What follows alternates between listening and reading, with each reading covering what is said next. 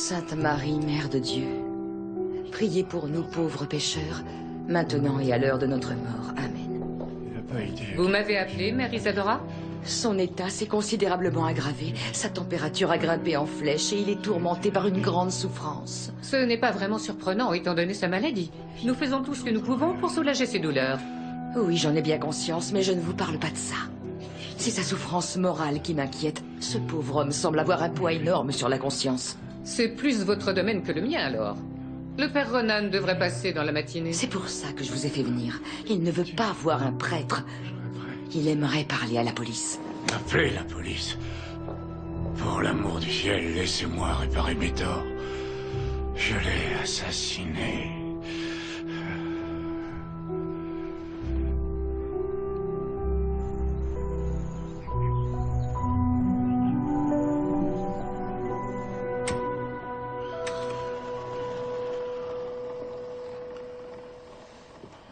Monsieur Randil? Monsieur Randil, je suis l'inspecteur William Murdoch de la maréchaussée de Toronto. Vous souhaitiez voir un policier. Un policier? Comment m'avez-vous trouvé? Vous m'avez fait venir ici. Je crois que vous avez quelque chose à m'avouer. Le meurtre. Le meurtre. Quel meurtre, monsieur Randil? J'ai écouté la voix du diable. Et j'ai fait ce qu'il me demandait. Je l'ai assassiné. Qui avez-vous tué? J'ai son sang sur les mains. Evelyne. Qui est Evelyne? Ma femme. Il faut que vous la déterriez. J'ai caché le corps sur la rive sud du lac Warnock, près d'un bouquet d'arbres. Ça n'a pas été aussi facile que je le croyais. Et c'était mal. Avec une pierre, je l'ai frappé à la tête. Puis j'ai mis les mains autour de son cou. Et j'ai serré. J'ai serré. Mais je n'avais pas la force suffisante. Et alors je l'ai étouffé avec son propre manteau. Une longue agonie. Et ce regard. Qu'est-ce que j'ai fait? Monsieur Randil, pourquoi? Pourquoi l'avez-vous tué? Ce sera tout pour aujourd'hui. Il doit se reposer. Cet homme ne trouvera jamais le repos, j'en ai peur.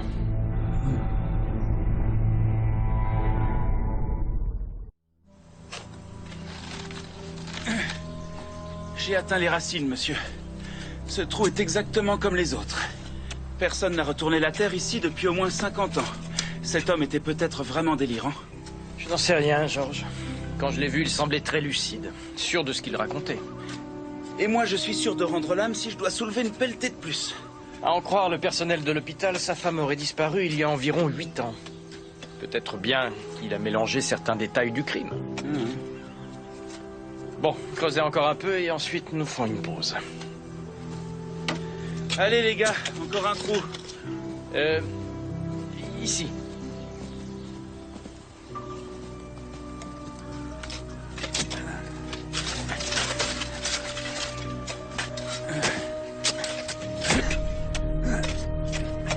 Monsieur. Vous voyez, Georges, tout vient à point à qui sait attendre.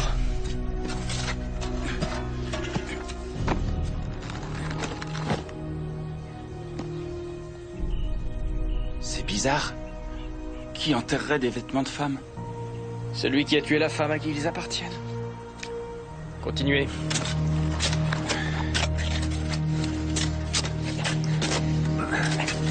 Attendez.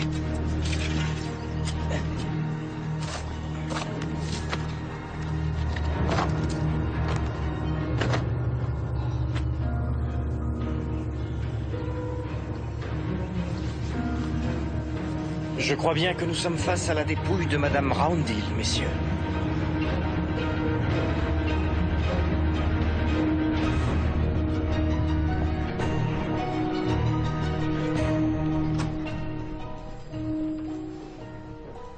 Vous aimeriez que chaque affaire soit aussi simple à résoudre, non? Il avoue tout seul avoir tué sa femme et vous dit où trouver le corps. Il avait même fait sa valise pour qu'on croie qu'elle l'avait quitté, le bougre. Oui, tout semble être simple et évident, du moins en apparence. En apparence? Nous devrions d'abord identifier formellement le corps, monsieur. J'ai examiné ce squelette en comparant mes observations avec les antécédents de Madame Randhill. Pour moi, ça ne fait pratiquement aucun doute, il s'agit de cette pauvre femme. J'ai lu par exemple qu'elle s'était cassé l'humérus 3 mois avant qu'elle ne disparaisse. La fracture correspond parfaitement à celle que vous voyez ici. Quant à cette dent en or, elle figurait dans son dossier dentaire.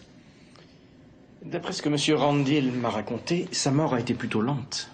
Au contraire, inspecteur. Elle est morte très vite, je crois. On voit bien ici que son os hyoïde a été brisé tout net. On a dû l'étrangler violemment. Avec un lacet ou une cordelette, elle est morte rapidement. Si j'en crois les aveux que m'a fait monsieur Randhill, il l'aurait cogné à la tête avec une pierre avant d'essayer de l'étrangler. Et comme il n'arrivait pas à appliquer une pression suffisante, il a fini par l'étouffer avec le manteau qu'elle portait. Ça, j'en doute fort. Lors de mon examen, je n'ai décelé aucune fêlure sur le crâne. C'est étrange. Quoi qu'il en soit, pour moi, ce squelette est bien celui de Madame Randhill. Je vous remercie, docteur Grace. Il faut toujours que vous vous compliquiez la vie. Pourquoi ne pas faire votre rapport, classer l'affaire et recevoir les honneurs? Hein, Murdoch? Ce qu'il a dit ne va pas avec la façon dont elle est morte. Et après, ce type délire à moitié. Mais monsieur, il y a de grosses incohérences. Retournez l'interroger dans ce cas. Il s'est trompé, peut-être. C'est déjà miraculeux qu'il se rappelle son nom vu l'état dans lequel il est.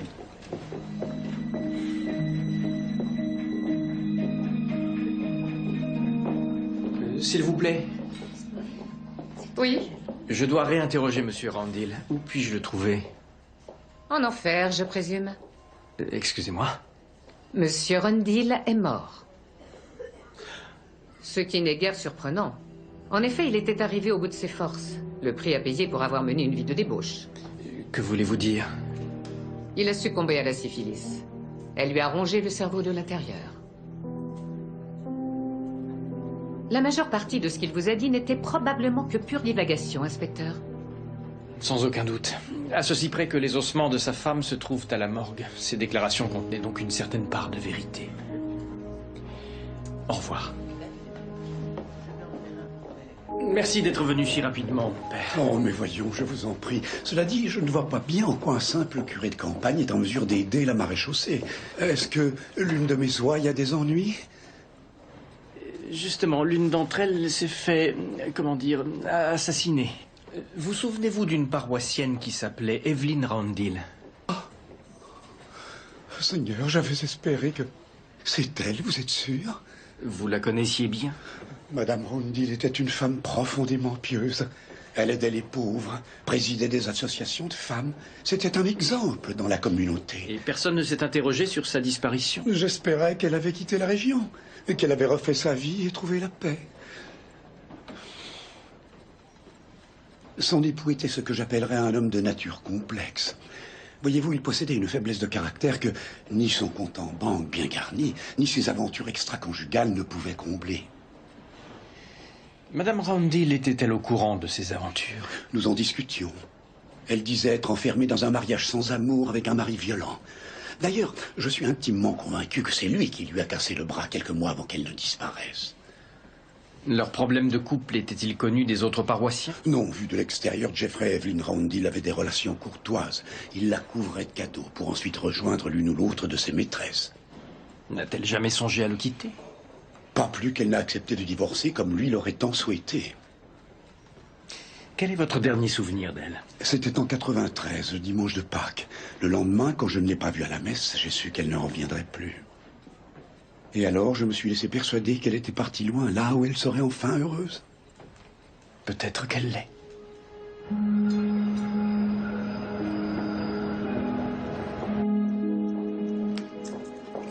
Je suis mademoiselle Dignan, vous désirez? Inspecteur William Murdoch de la maréchaussée de Toronto. Est-ce que je peux vous poser quelques questions sur votre ancien employeur, Jeffrey Randhill? Bien sûr, oui. Seulement là, j'ai des tas de choses à régler suite à son décès, vous comprenez? Naturellement.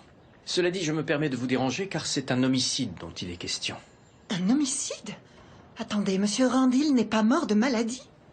Si, mais non sans m'avoir d'abord avoué qu'il avait commis un meurtre par le passé. Monsieur Randhill était loin d'être un ange, c'est vrai, mais un meurtrier, non. Qui aurait-il donc tué, selon vous? Il a reconnu avoir assassiné sa femme. J'aurais aussi besoin des témoignages des autres employés. Il était atteint d'une grave maladie. Ça l'avait rendu complètement délirant. Son état de santé n'était pas un secret pour moi. J'ai conscience qu'il n'avait plus toutes ses facultés. Il n'en reste pas moins qu'il nous a indiqué l'endroit exact où sa femme gisait. Il ne l'a pas tuée, en tout cas. Il était à Winnipeg le jour où elle a disparu. Je peux vous montrer son itinéraire. Je serais ravi d'y jeter un coup d'œil, ainsi qu'au reste de ses documents. Merci, de rien. Ah, vous cherchez vraiment la petite bête. Nous avons plusieurs témoins, monsieur. L'agent Crabtree a envoyé un télégramme aux associés de Round Hill à Winnipeg. Et tous confirment qu'il était bien là-bas le dimanche de Pâques, 2 avril, jour où sa femme a disparu. Ce n'est pas l'assassin? Je crains bien que non. Alors il en a payé un? Si c'est le cas, comment a-t-il pu se rappeler le meurtre avec autant de détails? La culpabilité et le temps peuvent fausser la mémoire. Et c'est pire quand on a ce genre de maladie. Je n'en sais rien, monsieur. En recueillant ses aveux, je l'ai trouvé parfaitement lucide. Expliquez-moi donc une chose, Murdoch. Pourquoi est-ce qu'un innocent aurait voulu s'accuser de ce meurtre? Et si Round Hill n'est pas l'assassin de sa femme, alors qui est-ce?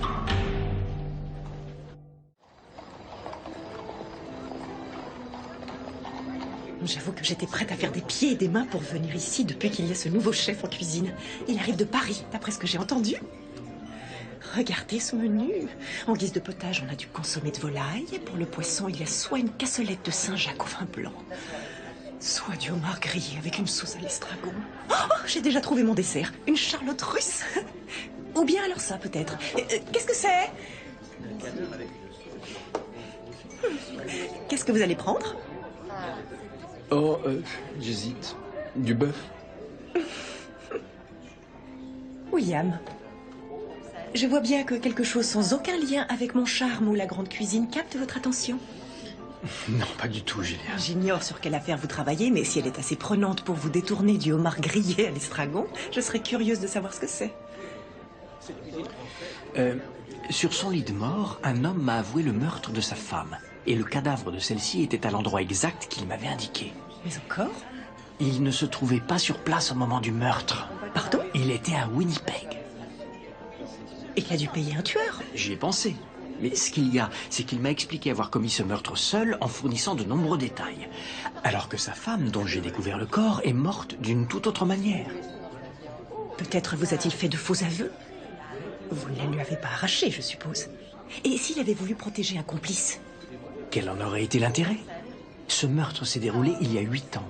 Il aurait pu l'emporter dans sa tombe, personne n'aurait jamais rien su. Quelqu'un l'a contraint. On l'a forcé à avouer. Quel genre d'emprise pourrait-on bien avoir sur un homme qui est déjà mourant pour qu'il avoue un crime qu'il n'a pas commis? Il n'avait ni héritier, ni être cher que l'on eût pu menacer. Il n'avait pas de dette. Dommage que je n'ai pas pu entendre ses aveux. Rien qu'à la voix, je devine souvent les vraies motivations d'un patient. Je peux vous les faire entendre.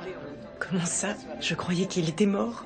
J'ai enregistré l'intégralité de notre conversation. Nous pourrions l'écouter ensemble. Ou alors profiter de ce dîner. Le dîner attendra. Je vous promets de remettre cette soirée à une date ultérieure. Il vaudrait mieux car je n'ai pas l'intention de me priver d'une bonne charlotte russe. Julia. Inspecteur Murdoch. Monsieur Garland. Leslie, quel plaisir de vous voir. Est-ce que c'était bon? Il paraît que le chef est français. On n'a pas dîné. Oh. Dans ce cas, c'est une chance que je vous croise ici. Je vous avais promis que nous irions à l'opéra demain soir, mais je crains de ne pouvoir me libérer. Oh, je suis navrée de l'entendre. J'aimerais vous offrir ces 2 billets. Ce serait idiot qu'ils soient perdus. C'est pour Rigoletto, de Verdi. C'est très gentil de votre part, merci. L'inspecteur Murdoch pourrait m'y accompagner. Je passerai vous les déposer demain. Merci, monsieur Garland. Oh, et j'y pense, il y a une excellente table qui vient de se libérer à l'instant. Bonsoir.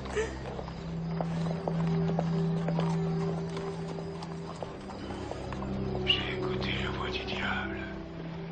Et j'ai fait ce qu'il me demandait. Je l'ai assassiné. Qui avez-vous tué? J'ai son sang sur les mains. Evelyne. Qui est Evelyne? Ma femme. Il faut que vous la déterriez. J'ai caché le corps sur la rive sud du lac Warnock, près d'un bouquet d'arbres. En dépit de cette voix enfiévrée, je crois qu'il s'agit plus de bribes de mémoire que d'un accès délirant. Écoutez la fin maintenant. Elle est pleine de sincérité et très détaillée. Ça n'a pas été aussi facile que je le croyais. Et c'était mal. Avec une pierre, je l'ai frappé à la tête. Puis j'ai mis les mains autour de son cou. Et j'ai serré. J'ai serré. Ouais. Je n'avais pas la force suffisante. Et alors je l'ai étouffé avec son propre manteau. Une longue agonie. Et ce regard. Qu'est-ce que j'ai fait?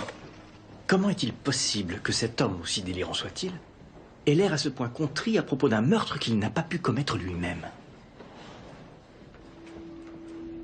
Julia? Certes, il décrit un homicide, mais peut-être pas celui de son épouse. Tous les détails qu'il en donne, ça me rappelle quelque chose. Quoi donc? William, venez avec moi.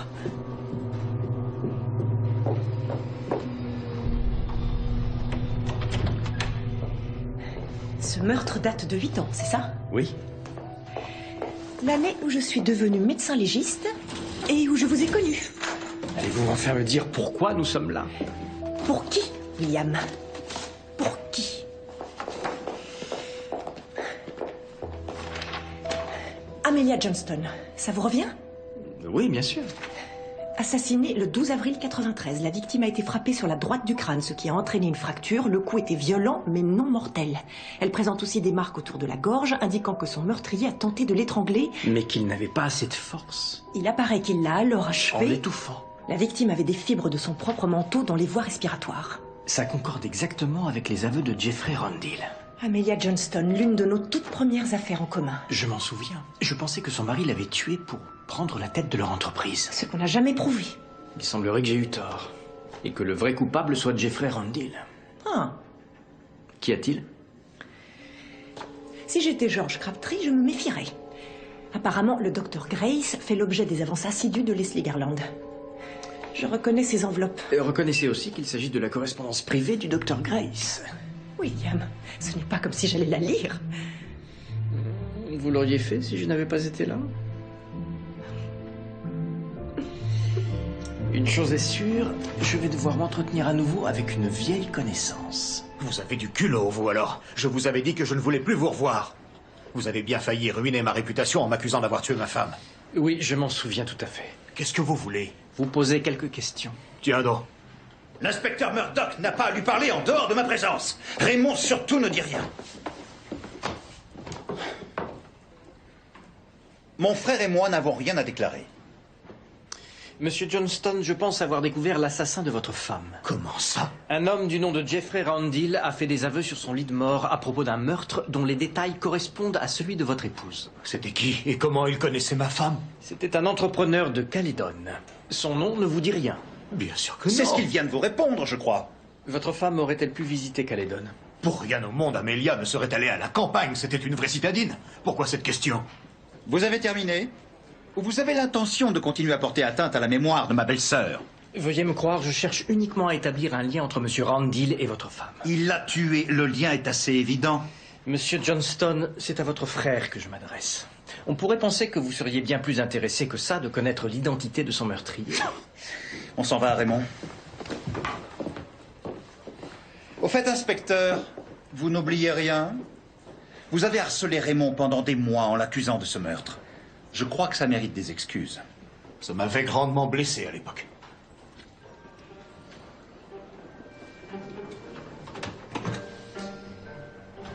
Je vous présente mes excuses pour vous avoir accusé à tort de l'assassinat de votre femme.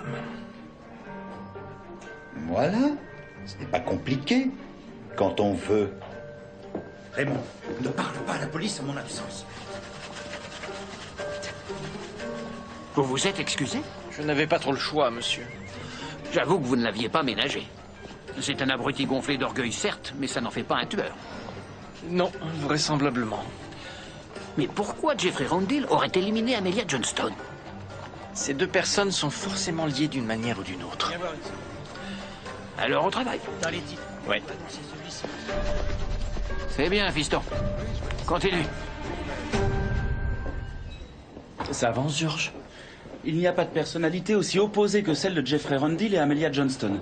Selon les amis de cette dernière, par exemple, elle ne quittait presque jamais la ville. Bonjour, messieurs. Je me demandais si vous aviez fait des progrès dans votre enquête. Oui, il tient très à cœur au docteur Ogden que nous élucidions cette affaire. Un vieux dossier que l'inspecteur et moi aimerions refermer. Ah, d'accord. Et donc, nous voulions savoir si vous aviez des pistes. Malheureusement, elles sont plutôt minces. Selon l'agenda de M. Randall, ses affaires l'amenaient souvent à Winnipeg, mais très rarement à Toronto. Et les quelques fois où il est venu ici, c'était pour aller dans des établissements de tolérance. Des maisons closes, si vous me pardonnez l'expression. Je vois. C'est probablement dans l'une d'entre elles qu'il a contracté la maladie qui l'a tué. Mais comment a-t-il pu croiser la route d'Amelia Johnston? Les femmes de ces deux hommes ont été tuées à 2 semaines de distance. Ils avaient des mobiles plus que suffisants pour commettre ces crimes. Et pourtant, chacun était en voyage lors du meurtre de son épouse. C'est une coïncidence très curieuse tout de même. À moins qu'il ne s'agisse pas d'une coïncidence. Monsieur, si Jeffrey Randall a effectivement tué Amelia Johnston, alors Raymond Johnston aurait pu tuer la femme de Randall. Pourquoi? Peut-être que les deux hommes ont conclu une espèce de pacte. Vous gardez une dent contre lui. Je reconnais volontiers que je ne l'ai jamais apprécié. Depuis le début, je le crois coupable du meurtre de sa femme. Et tout me pousse à penser à présent que j'ai raison. Monsieur Randall a dit avoir écouté le diable. Il savait qu'il avait mal agi et avant de mourir, il a voulu se repentir. Imaginez ça. 2 hommes que rien ne lie en apparence nouent un redoutable pacte obligeant chacun à tuer l'épouse de l'autre. Qui ferait le rapport entre les deux? Vous ne pouvez que reconnaître la réciprocité d'une telle théorie. Vous deux, alors. C'est une théorie, rien de plus. Si vous souhaitez poursuivre l'enquête dans cette direction, il vous faudra des preuves solides avant d'inculper Johnston à nouveau. Monsieur, je vous assure que si c'est un tueur, il ne nous échappera pas cette fois-ci. George, nous devons réorienter nos recherches. Il se pourrait qu'il n'y ait aucun lien entre Jeffrey Randall et Amelia Johnston, mais il y en a peut-être un entre Randall et Raymond Johnston. Les deux maris? Pourquoi seraient-ils liés? Parce que, selon nous, il serait possible que chacun ait assassiné la femme de l'autre. Donc, Randall a étranglé la femme de Johnston afin de venger la sienne? Il ne l'a pas étranglée, mais étouffée. En revanche, je doute qu'il s'agisse de représailles, mais plutôt d'un pacte conclu entre les deux hommes. Si j'en crois ce que j'ai pu trouver sur leurs 2 familles, ils n'ont pratiquement rien en commun. Ils auraient pu sympathiser lors d'un dîner d'affaires, une réunion d'anciens élèves. Oui, ou bien au cours d'un voyage, sur un bateau, dans un train. Dans une maison close. Tout à fait. Non, j'ai du mal à y croire. Imaginez, vous rencontrez un type pour la première fois et vous lui proposez de tuer sa femme. De quelle façon vous lancez la discussion? Vous n'avez pas tort, George. Pour que ces 2 hommes aient conclu un tel pacte, il aurait fallu qu'ils se connaissent plutôt bien. Et s'il existe le moindre lien entre eux, ce pourrait être l'élément clé qui nous mènera à la vérité. Faites de votre mieux. Bien sûr. George. Oui, docteur. Ça fait longtemps que je n'ai pas vu Émilie. Comment se porte-t-elle? Pour être franc, je ne l'ai pas vue depuis un moment non plus. Je vois. Est-ce que...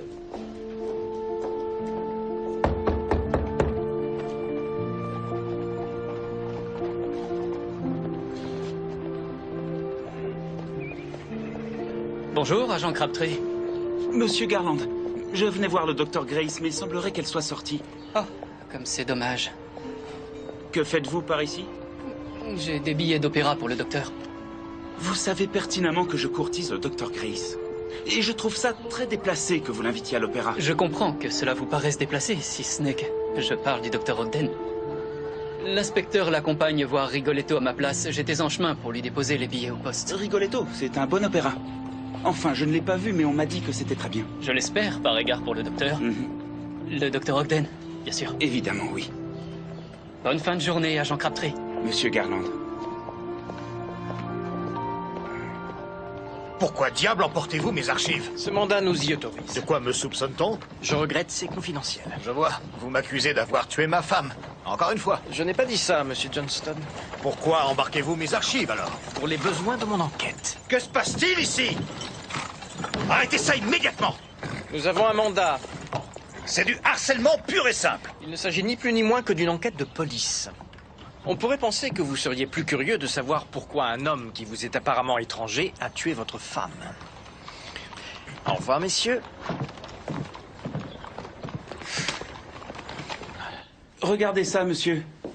Le 2 avril 93, jour présumé de l'assassinat d'Evelyn Randall, son mari se trouvait à Winnipeg. Mais monsieur Johnston était à Toronto et il avait annulé tous ses rendez-vous de la semaine. Peut-être bien qu'il en a profité pour remplir sa part du marché. Ou qu'il avait besoin de quelques jours de vacances. Vous avez raison. Ce n'est pas parce qu'on ignore son emploi du temps exact qu'il se trouvait forcément près d'Evelyn Roundhill. Avez-vous trouvé un lien entre les deux maris? Hélas, non, toujours aucun. Monsieur Johnston est né et a grandi à Toronto, Roundhill à Caledon, et ils n'ont pas étudié dans la même université. Avait-il la même religion?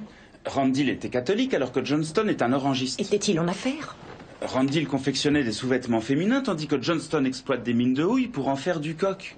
Qu'en est-il de leur déplacement? Tous deux voyageaient pour leurs affaires, mais ils ne se sont jamais retrouvés aux mêmes dates, au même endroit. Roundhill partait souvent à Winnipeg, mais Johnston allait surtout à Montréal et dans les campagnes du Québec.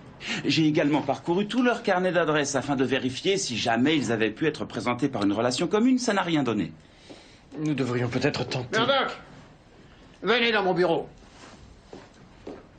Continuez, George. Bien, monsieur. Amelia Johnston fut l'une des premières victimes que j'ai autopsiées. Et depuis, cette affaire n'a jamais cessé de me hanter. Si c'est son mari qui l'a effectivement fait tuer... Nous le prouverons, docteur. Nous le prouverons. Raymond n'est peut-être pas fin comme l'ambre, mais c'est quelqu'un de bien. Et en aucun cas un meurtrier. C'est aussi injusticiable comme les autres. Si encore vous aviez des preuves contre lui, je comprendrais, mais ce n'est pas le cas. Tout ce que je vois, c'est un inspecteur qui cherche un crime là où il n'y a rien. Monsieur Johnston... J'ai saisi la justice. Je vais vous poursuivre ainsi que toute la maréchaussée de Toronto. Je ne veux plus que vous harceliez mon frère. Je ne harcèle personne, enfin. Vous interrogez nos clients en le faisant passer pour un meurtrier. Je ne fais que mener l'enquête qui m'a été confiée. Vous savez déjà qui a tué Amelia, pourtant, non? Si au moins vous me disiez ce que vous cherchez, je renoncerais peut-être à vous intenter un procès. La maréchaussée ne discute pas des affaires en cours, monsieur Johnston. Vous vous êtes fixé un but il y a 8 ans et vous refusez d'y renoncer. Vous voulez saborder l'entreprise de Raymond et miner sa réputation afin de détruire sa vie. Je ne vous salue pas. George continue de chercher ce qui lie ces deux hommes. Êtes-vous sûr que Johnston est mêlé à cette histoire? S'il ne l'est pas, la vérité aura tout fait de le disculper. Nous finirons par trouver ce lien. J'espère que vous avez raison, sinon on est dans la panade. Je parie que vous n'avez pas entendu une seule note de musique de la soirée. Je vous prie de m'excuser. Je ne peux m'empêcher de penser à ce qu'implique cette menace de procès. L'inspecteur Brackenreid vous a pourtant dit de continuer l'enquête. Ce n'est pas pour moi que je m'inquiète. En fait, ce procès signifie que nous nous rapprochons du but. Il y a un lien entre ces hommes. Oui, mais il me reste encore à trouver lequel. J'ose espérer que le grand inspecteur Murdoch ne va pas s'avouer vaincu. Ce lien, nous le trouverons. Oh, nous deux, vous voulez dire? Nous deux, oui.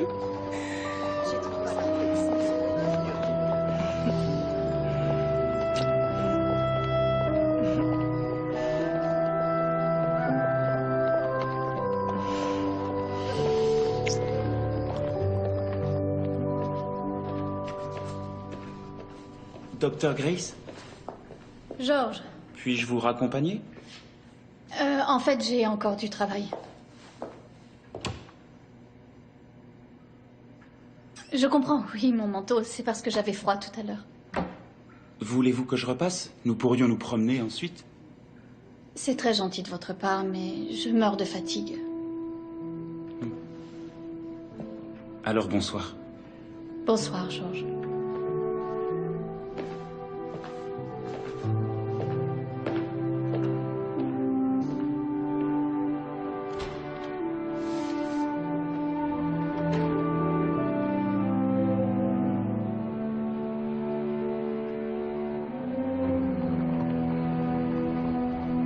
Si les deux maris sont liés, alors il y en a forcément une trace dans ces documents. Une allusion qui laisse entendre que leurs routes se sont croisées à un moment ou à un autre. Il avait pensé à tout. Une femme qui serait partie en voyage aurait fait la même valise. Dommage que ce joli chapeau soit écrasé. Il est de bonne qualité. Et il a sûrement coûté cher. Il vient de l'une des meilleures chapelleries de tout le pays. La maison Daniel, à Montréal. Montréal? Vous en êtes sûr? C'est écrit sur l'étiquette. Chapellerie Daniel. Et il n'y en a qu'une seule à Montréal. Mais Madame Roundhill était plutôt casanière. Elle ne mettait que rarement les pieds hors de Caledon. Son mari infidèle lui rapportait des cadeaux de ses voyages. George a consulté les archives de Roundhill. Il n'est jamais allé à Montréal. C'est ce que disent ses archives. Mais les affaires de Johnston l'amènent souvent dans la belle province. S'ils y étaient tous deux à la même période. Julia, vous êtes un vrai génie. Ce n'est qu'une piste comme une autre, William. Oui, mais elle peut nous mener loin. Je vous remercie.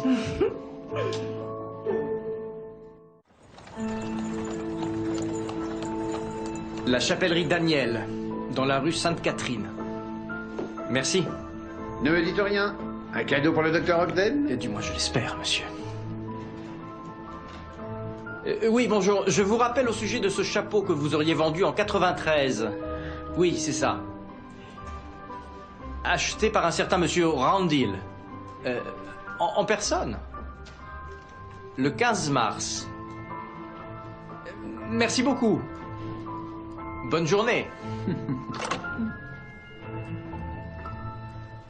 Ce chapeau a été acheté le 15 mars par Randil en personne. Où était-il censé se trouver à cette date?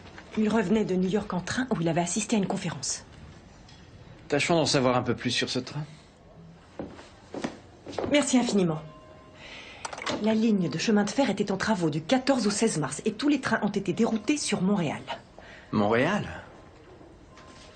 Julia, d'après l'agenda de Raymond Johnston, la semaine du 13 mars, il était au Québec pour rendre visite à des fournisseurs de matériel. La voilà notre preuve. Ces deux hommes se trouvaient certes dans la même province, c'est loin de suffire à prouver qu'ils y tramaient un double meurtre. Je vous trouve pessimiste. Nous sommes sur le point de résoudre l'affaire. Sans doute. Reste à savoir où les hommes qui veulent tuer leurs épouses ont coutume de se rencontrer. Dans un hôtel? Une taverne? Ce serait trop facile. Je pencherais plutôt pour un lieu dans lequel ils auraient pu se retrouver par hasard. Peut-être contre leur gré. Voilà un détail singulier. Plusieurs rendez-vous sont rayés dans l'agenda de M. Randil les 3 jours qui suivent son voyage à New York. Il les a annulés. Il s'est peut-être attardé à Montréal? Non, ceux-là ne sont pas assez bien. Mademoiselle Dignan? Inspecteur, que me vaut cette nouvelle visite? Sur son agenda, plusieurs des rendez-vous de Monsieur Randil ont été annulés la semaine du 13 mars après son voyage à New York. Quelle en était la raison? Pour autant que je sache, M. Randil a toujours suivi son programme. Nous savons que son train a été dérouté sur Montréal et qu'il y a passé ensuite 3 jours. Je vous remercie, ce sera tout. Je suppose qu'à présent, il n'y a pas de mal à le dire. Lors de son retour en train, M. Randil a été pris de violentes convulsions. Les premiers symptômes de cette terrible maladie qui l'a emporté. Il a alors été admis à l'Hôtel-Dieu de Montréal. L'hôpital? Quand en est-il ressorti? 3 jours plus tard. J'avais annulé tous ses rendez-vous jusqu'à ce qu'il puisse voyager à nouveau. Et puis une fois qu'il est revenu ici, il m'a intimé de garder le secret concernant sa maladie. Je me souviens que quelque chose avait changé en lui dans les semaines qui ont précédé la disparition tragique de sa femme. Il n'a plus jamais été tout à fait le même. Merci.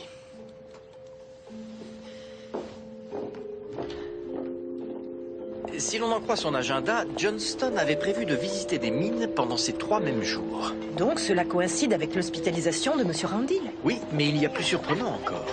Durant tout ce temps, personne dans son entourage n'a eu de ses nouvelles. Il pouvait être n'importe où. Oui. Espérons qu'il se trouvait en fait au chevet de M. Randil. Vous en êtes certain? Monsieur Johnston, de Toronto. Merci beaucoup. William, non seulement ils étaient dans le même hôpital, mais dans la même chambre. Monsieur Johnston a été admis à l'Hôtel-Dieu le 15 mars pour des douleurs abdominales. On va me le confirmer par télégramme. Je suis admiratif. Un médecin sera toujours plus enclin à parler avec un confrère qu'avec un inspecteur.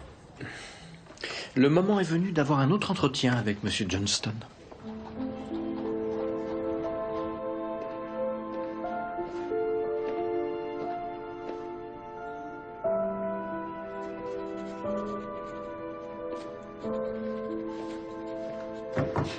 Bonjour, Émilie. Bonjour, Georges. Je n'ai pas fini le rapport d'autopsie de Madame Randil. C'est bon, prenez votre temps. Ça va, vous n'êtes pas trop fatigué? Non, pas du tout. Je dois avouer que moi, je suis un peu éreinté. J'ai passé une sacrée soirée hier. Tant mieux. Une sacrée soirée. Tout d'abord, j'ai rejoint les collègues à l'auberge. Rien d'extraordinaire, mais on a pas mal rigolé. C'est bien, ça. Ensuite, on est tous allés dans un cabaret. Et parmi les numéros présentés, il y avait un homme venu tout droit du Sahara, qui avalait du feu. Émilie, il avalait vraiment du feu. Impressionnant. C'est alors que cette jeune fille assise à côté de moi a eu tellement peur que la pauvre s'est évanouie. Pour finir, j'ai dû la ranimer. Et vous me croirez si vous voulez, on m'a appelé sur scène et les gens m'ont applaudi, comme une espèce de héros. Pas étonnant que vous soyez fatigué après tout cela. C'est presque fini.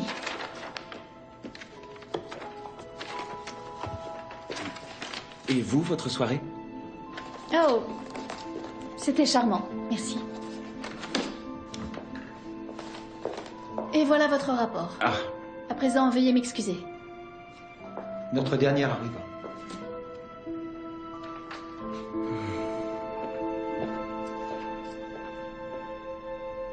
Je suis déterminé à aller jusqu'au procès. Je veillerai à ce qu'on vous mette en prison. Si vous le dites. J'imagine que vous y recevrez un accueil étonnant, surtout de la part des innocents que vous avez fait condamner. Monsieur Johnston, j'aimerais que vous me parliez de votre voyage à Montréal il y a 8 ans. Quel voyage? Je me suis rendu là-bas une bonne dizaine de fois lors des 8 dernières années. Pour être exact, je fais allusion à celui de mars 1893. Avant que ma femme ne meure? Eh bien, j'ai visité l'un de nos sites de production de coques au Québec, mais je n'ai souvenir de rien de notable à Montréal. À quoi est-ce que vous jouez? Le docteur Ogden aimerait beaucoup vous montrer quelque chose. Ce télégramme provient du bureau des admissions de l'Hôtel Dieu à Montréal. Le 15 mars 93, vous y avez été hospitalisé. Jamais de la vie, vous faites erreur. Mon frère et moi en avons assez de vos accusations ridicules. Et vous y avez partagé une chambre avec Jeffrey Randil. Qui? Celui qui a assassiné ma femme? Oh, j'ai jamais entendu une idée aussi farfelue. Il vaudrait mieux que tu te taises, Raymond. Je vous ai déjà dit que je ne le connaissais pas. Est-ce que vous m'accusez d'avoir engagé un tueur dans une chambre d'hôpital? Je ne crois pas que vous l'ayez engagé, mais que vous avez passé un accord avec lui. Il devait tuer votre femme et vous, la sienne. Auriez-vous perdu la tête? C'est une blague! D'après les médecins, vous avez passé 3 jours avec lui seulement 2 semaines avant le meurtre de votre femme. Je me moque de ce que disent ces Québécois. Je n'ai pas tué la femme d'un inconnu et je ne suis jamais allé dans cet hôpital. Ça ne devrait pas être trop dur à prouver, alors. Allons-nous-en d'ici. Vous avez dû subir d'urgence une appendicectomie, monsieur Johnston. Oh, et donc j'aurai une cicatrice. Vous voulez la voir? Cela m'aiderait à balayer ce léger malentendu. Ce léger malentendu? Vous m'accusez d'avoir tué une personne que je ne connaissais même pas. Raymond, je refuse que tu prennes part à cette comédie grotesque. Je n'ai rien à cacher. Raymond! Je vais lui clouer le bec une bonne fois pour toutes. Là, vous êtes content? Allez, on s'en va. On rentre. Vous êtes prêt à le faire? Oui. On est d'accord, alors? Oui.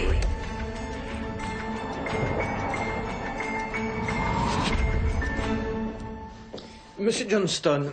Je n'ai aucune cicatrice. Affaire classée. Pas vous, monsieur. Votre frère. Comment cela?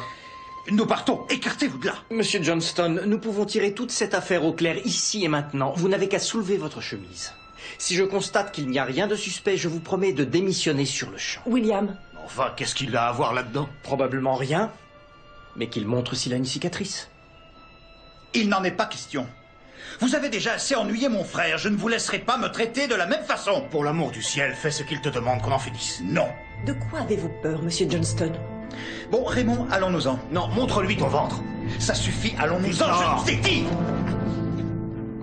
Soulève ta chemise, bon sang.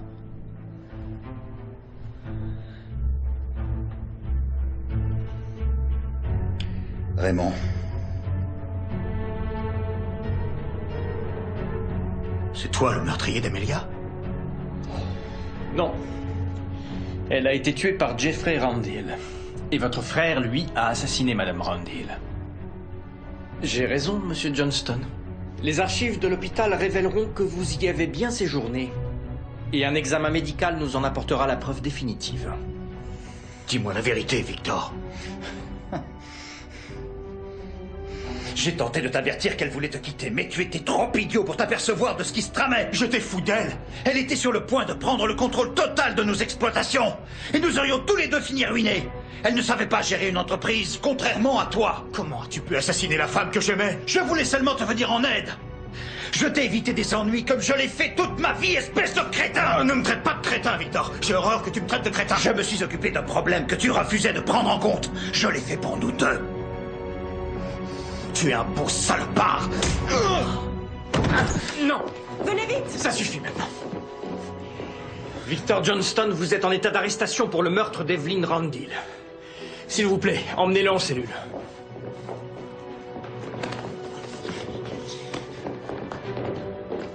Monsieur Johnston, je vous présente mes plus plates excuses pour vous avoir cru ne serait-ce qu'un instant capable d'avoir tué votre épouse. J'ai toujours fait ce qu'il me disait. Et je me suis toujours conformé à son avis.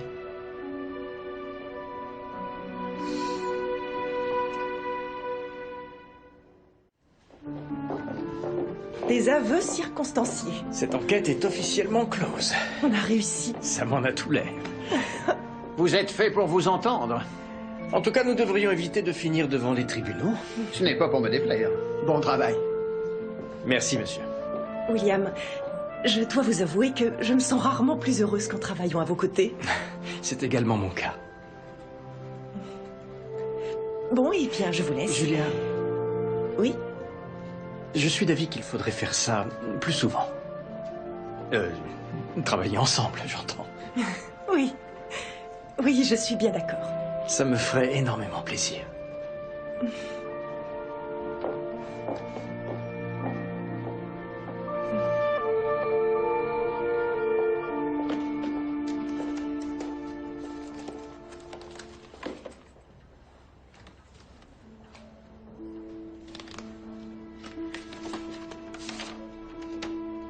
Ma très chère Julia, il semblerait que notre relation n'ait pas encore touché à sa fin.